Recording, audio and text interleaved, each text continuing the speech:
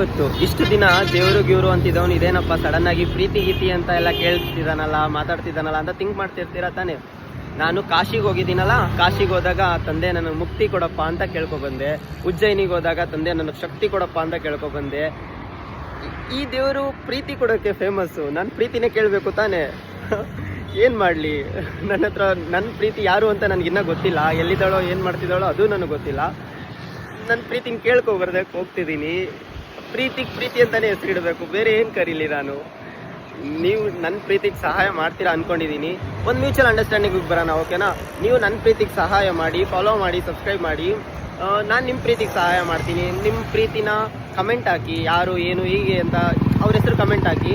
ದೇವ್ರ ಹತ್ರ ಪ್ರಾರ್ಥನೆ ಮಾಡ್ಕೊಬರ್ತೀನಿ, ದೇವರೇ ನನ್ನ ಪ್ರೀತಿ ಸಿಗೋದ್ರ ಜೊತೆಗೆ ನನ್ನ ಕಮೆಂಟ್ ಹಾಕಿರೋರ ಪ್ರೀತಿನೂ ಸಿಗ್ಲಪ್ಪ ಅಂತ. ನೋಡೋಣ, ದೇವ್ರ ಆಶೀರ್ವಾದ ಕೊಟ್ಟು ಮತ್ತೆ ಒಂದಾದರೂ ಆಗ್ಬೋದು. ನೀವು ಕಳ್ಕೊಂಡಿರೋ ಪ್ರೀತಿ ನಿಮಗೆ ಸಿಗ್ಬೋದು, ಇಲ್ಲ ಹೊಸ ಪ್ರೀತಿ ಸಿಗ್ಬೋದು, ಇಲ್ಲ ನೀವು ಕಂಡ ಕಲ್ಪನೆಯಲ್ಲಿರುವಂಥ ಹುಡುಗಿ ನಿಮಗೆ ಸಿಗ್ಬೋದು.